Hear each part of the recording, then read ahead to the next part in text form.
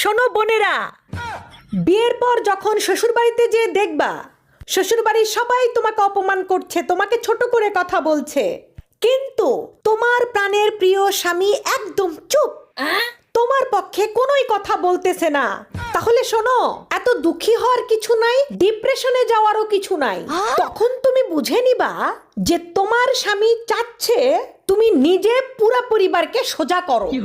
সে চুপ থেকে এটাই প্রমাণ করতে চাচ্ছে যে তুমি লড়তে শেখো।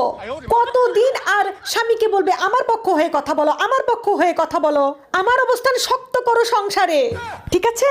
সে চায় যে তুমি তোমার লড়াই নিজে কমপ্লিট করো, নিজের অধিকার নিজে বুঝে নাও। বুঝতে পেরেছো? শুধু শুধু আমরা সবাই স্বামীদেরকে ভুল বুঝি।